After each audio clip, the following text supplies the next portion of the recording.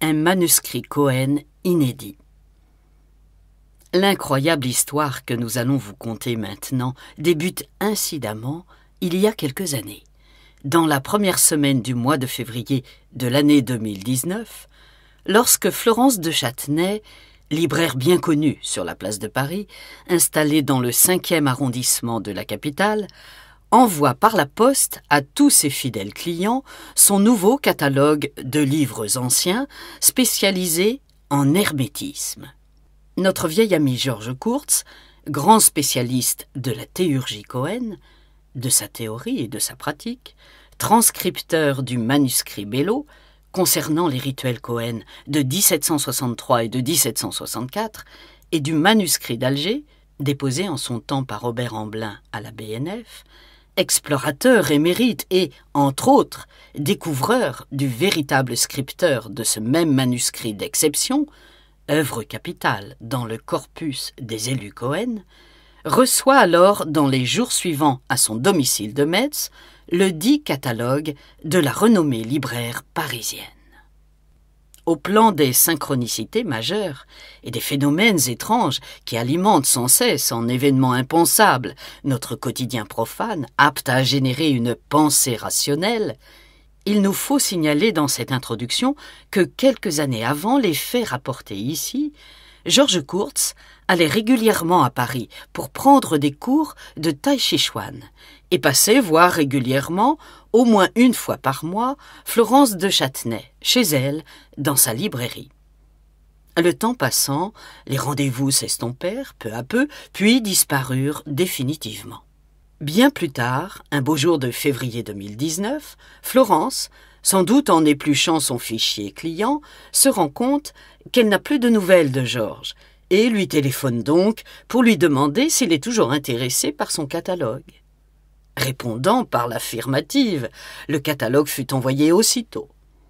En première page de celui-ci, à l'emblème du Syndicat national de la librairie ancienne et moderne, association mondiale de libraires de livres anciens et rares créée en 1914, Georges Kurtz remarque immédiatement, après lecture attentive, le descriptif du tout premier document présenté, ainsi libellé par la libraire « Manuscrit de Cabale 1780 ». Manuscrit de Cabale, in-folio de 169 pages, demi-veau rouge d'époque, avec des signes et des figures de Cabale très remarquablement dessinés. Cerne sur quelques feuillets. La Cabale mystique donne des valeurs, lettres hébraïques, et des formules qui peuvent toutes être considérées comme des incantations et des sortilèges juifs. Chacun des psaumes a une signature angélique, source gnostique orientale.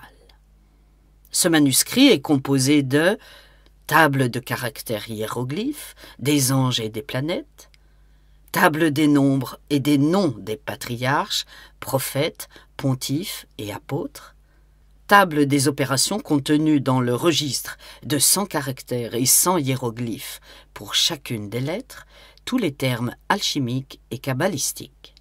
Plus de 5000 signes ornent le manuscrit parfaitement calligraphié. Remarquable document. À la lecture de cette description, fortement calé dans son fauteuil de bureau dans le salon ancien du vieux quartier messin où il réside, dans la belle demeure où chaque pièce de la maisonnée est entièrement tapissée de livres anciens, Georges Kurtz pâlit. Se pourrait-il que le descriptif détaillé de cet incroyable manuscrit du XVIIIe siècle correspond-il à l'exacte vérité du manuscrit mis à la vente, ou bien Madame Florence de Châtenay ne se serait-elle pas méprise dans la présentation hâtive de ce document exceptionnel? En partance pour Paris, le premier vendredi suivant la réception du catalogue, Georges, arrivé en hâte à la capitale, trouve la boutique close car Florence s'est absentée et il est bien impossible de la joindre par téléphone. Le manuscrit a-t-il été vendu? Sans réponse aucune, ne sachant si la libraire serait bien ouverte le lendemain samedi, il faut donc renoncer à l'expertise et Georges repart bien déçu en direction de Metz. Le lundi, Après de nombreuses tentatives téléphoniques, Florence de Châtenay fut enfin joignable et envoya quelques photocopies de pages du manuscrit ancien. Ce premier envoi n'atteignit jamais son destinataire. C'est seulement au second envoi, reçu la semaine suivante, que Georges put approcher d'un peu plus près le manuscrit dans quelques-unes de ses premières composantes. Afin d'en avoir le cœur net, l'impression laissée par le descriptif et ces quelques documents photocopiés étant bien trop prégnantes pour l'écrivain messin, celui-ci commence à prendre langue avec la libraire parisienne, par téléphone d'abord, puis, à force de détails communiqués et de quelques photographies envoyées en supplément par mail, le chercheur innocent, mais aux mains bientôt pleines, décide alors de partir une nouvelle fois physiquement à la rencontre de l'auguste manuscrit préservé dans la ville lumière, afin de constater, de visu, ce qu'il pense déjà parfaitement entrevoir. Se pourrait-il que... La phrase est encore lancinante, et le dénouement de cette miraculeuse affaire paraît à tout point de vue incroyable à ce chercheur émérite qui travaille depuis tant d'années, seul, dans l'ombre des manuscrits, ayant pour unique reconnaissance la bienveillance toujours acquise de ses fidèles lecteurs, les encouragements dévoués de Madame Michel Naon de la Société Martinez de Pasquali, ou encore, parfois sur Internet, les chroniques amicales d'un Dominique Clérambault. L'écho du temps ayant toujours une mémoire qui jamais ne vacille.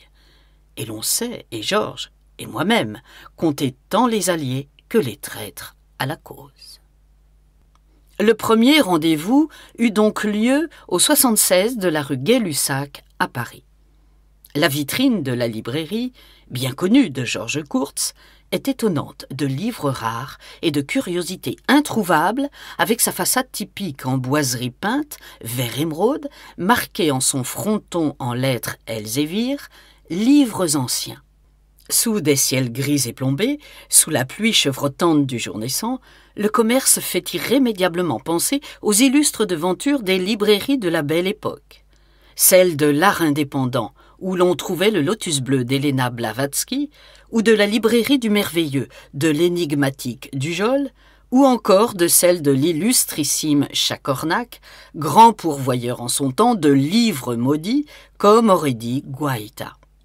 Passé le seuil du commerce de livres anciens, Georges Courts retrouve avec bonheur, dans ce paysage familier entièrement dédié à la connaissance hermétique, Florence de Châtenay qui lui présente avec gourmandise le fameux livre de Cabale, décrit dans son dernier catalogue. À la lueur de ces connaissances, Georges Courts est d'abord ébahi de constater le bien fondé de sa première analyse. Il s'agit bien d'un manuscrit Cohen inédit, absolument exceptionnel. Secondement, la qualité de préservation de ce qu'il faut bien, dès lors, appeler un livre unique, est parfaite. La calligraphie qui orne chaque page, les glyphes angéliques, planétaires, symboliques et zoomorphes qui parsèment de page en page le document initiatique, les réglures de chaque tableau tracé à la main font de ce manuscrit Cohen perdu, et maintenant retrouvé grâce à Georges, une œuvre remarquable d'enseignement en tout genre.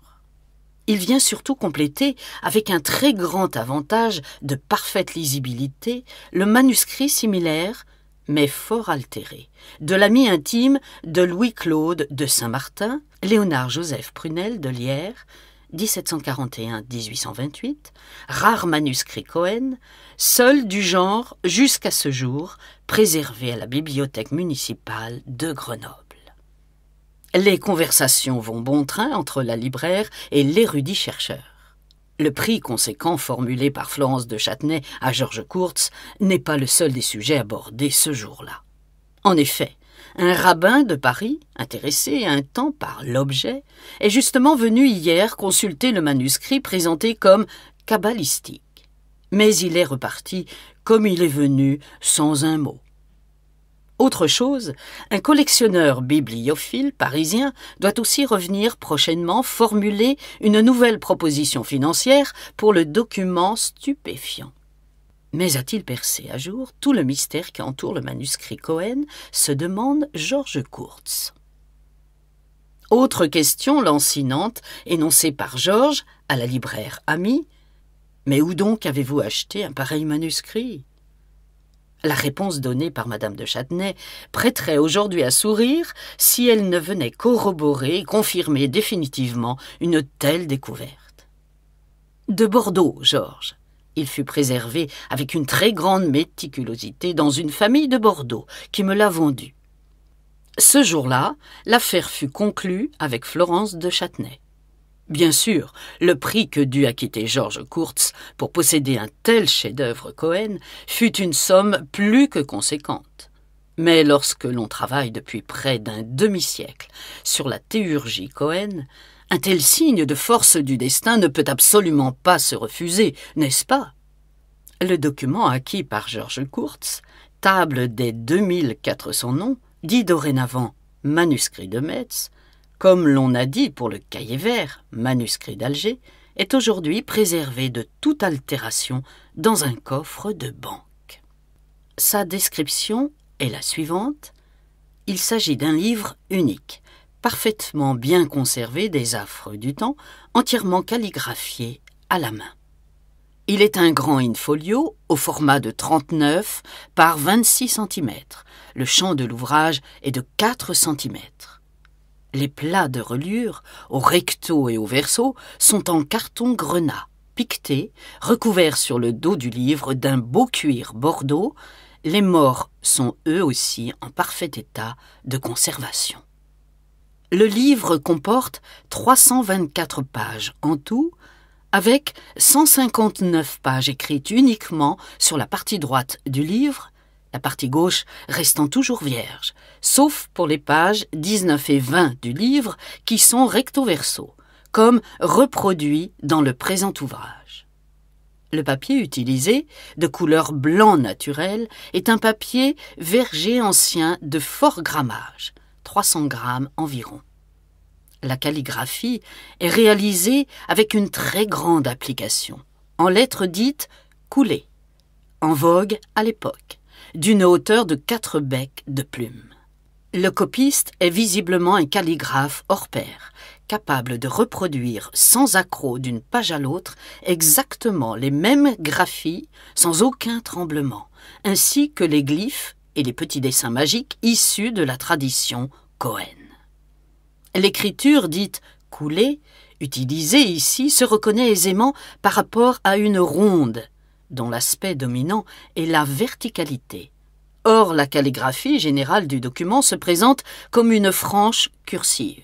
Ainsi, pour exemple, si l'on considère l'expression « ange du sommeil » dans le manuscrit, on peut noter qu'outre sa cursivité, le traitement des N et M, dont les déliés sont obliques et liés de bas en haut, est une particularité de la coulée.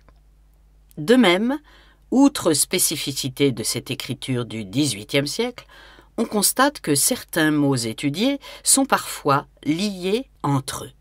Par ailleurs, à la date approchée de 1768, la ronde est moins utilisée que sa consoeur et on lui préfère la coulée, ici de type dite financière. Ajoutons pour achever que l'écriture que nous avons expertisée tout au long des différentes pages du manuscrit de Georges Kurtz est calligraphiée avec un très grand soin sur papier verger avec une encre gallo-ferrique peu chargée en fer, ce qui donne au manuscrit une teneur égale tout au long du document et peu oxydée. Une information importante nous est donnée sur la première page vierge de ce livre unique, avec un petit entrefilet imprimé, découpé et collé sur la partie gauche supérieure du livre. Ce petit découpage provient vraisemblablement d'une première vente de ce livre dans un catalogue de libraire. Catalogue que l'on peut dater grâce à la typographie employée de la fin du XIXe siècle. Élément factuel qui tend à prouver que Georges Kurtz est sans doute le troisième propriétaire de ce manuscrit ancien rédigé au XVIIIe siècle. La date approchée de 1780 apparaît pour nous bien tardive et les conversations croisées et plus que passionnées que nous avons eues à Metz, au domicile de Georges Kurtz, nous permettent de le dater plutôt autour de l'année 1768.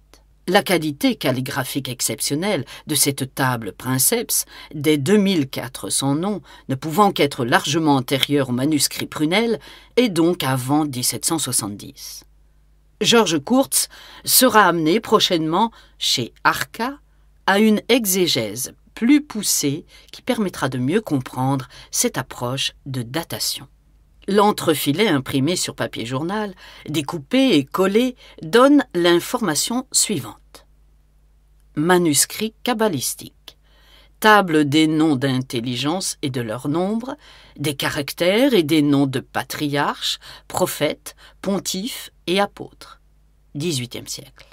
Demi-bas. Curieux répertoire alphabétique ou dictionnaire de tous les termes kabbalistiques, alchimiques, etc., avec leurs signes figurés au nombre d'environ 5000, fort soigneusement dessinés. On perçoit ici, maintenant, que la libraire Françoise de Châtenay a repris pour son descriptif de catalogue la quasi-intégralité de cet article du XIXe siècle en ne l'améliorant pas, mais surtout en produisant en sus l'idée, à tort, que ce livre unique puisse provenir assurément d'une Kabbale hébraïque non identifiée. Il eût fallu interroger tout simplement le rabbin venu expertiser le livre pour se convaincre définitivement de la méprise opérée. À fin de comparaison avec le manuscrit découvert par Georges Kurtz, il apparaît enfin nécessaire de citer ici l'ouvrage présenté par Robert Amadou chez Cariscript en 1984, intitulé « Le fond Z, la magie des élus Cohen, angélique, recueil d'hiéroglyphes, table alphabétique des 2400 noms, tableau figuratif pour les opérations, édité pour la première fois sur l'exemplaire du philosophe inconnu. Dans la mesure où ces deux livres représentent aujourd'hui les seuls documents de référence en matière d'angélie adaptés à la théurgie Cohen.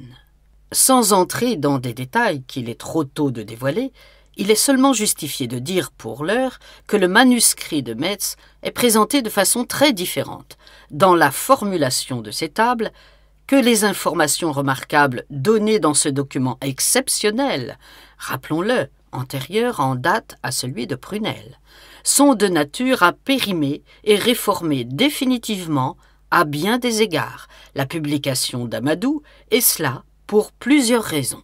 La principale de ces raisons étant que bien des noms donnés par Prunelle de Lierre dans le manuscrit de Grenoble sont soit illisibles, partiellement ou totalement, soit erronés. Il va de soi qu'une étude comparative, complète, sera menée à bien prochainement et fera l'entière lumière sur les tenants et les aboutissants de ce qui est avancé pour la première fois dans cette trop courte vidéo qui demande une suite, assurément.